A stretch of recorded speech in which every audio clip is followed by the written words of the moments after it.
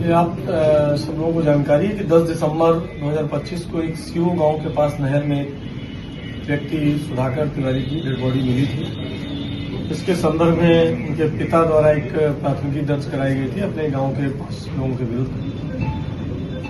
उस कांड में हम लोगों ने टीम बनाई थी एसडीपीओ के नेतृत्व में। उस कांड में डिफरेंट जो टेक्निकल हमारी टीमें थी और टेक्निकल एविडेंस के आधार पर हम लोगों ने इस कांड का उद्भेदन किया है। वस्तुतः इस घटना में मृतक के 2 भाइयों की ही भूमिका है।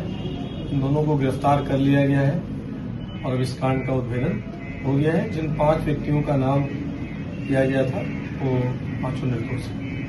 सर, मारने का उद्देश्य क्या था?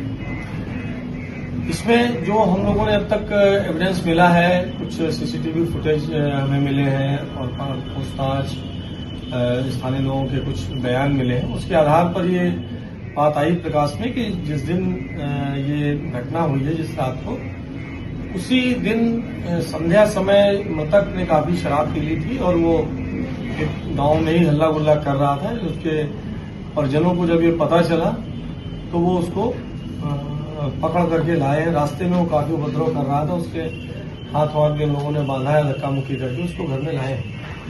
और जैसा इन लोगों ने पूछताछ में बताया है, उनका कहना है कि हम लोग घर में लाए और उसको हम लोगों ने कमरे में बंद कर दिया, क्योंकि काफी उपद्रव करता था वो शराब पीने के बाद। तो उसको कमरे में बंद करने के बाद हम लोग अपने कमरे में चले गए और परिवार के लोग और मिल है उस घर में, वहां चले गए। उस लड़के ने मृतक ने अपना फिर हाथ खोल लिया और उपद्रव करने लगा, दरवाजा वगैरह पीटने लगा, गाली गलौज करने लगा। फिर ये दोनों भाई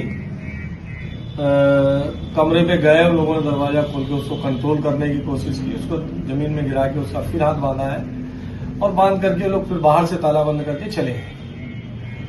दूसरी बार जब वो देखने गए हैं तो वो मर चुका था। उसी में इनके दिमाग में खुराफात आया कि जो इनके गांव में जिन लोगों से इनका विवाद है तो उनको फंसा दिया जाए। और गहरी रात होने पर इन लोगों ने उसको स्कूटी में ले जा करके नहर में फेंक दिया। सुबह जब इसके परिवार के माँ पिता लोग उसको खोजने लगे तो बताया कि नहीं, 7 बजे ही तो निकल गया था गांव से, घर से, और आया नहीं अभी तक। उसके बाद ये लाश मिली और केस दर्ज हुआ।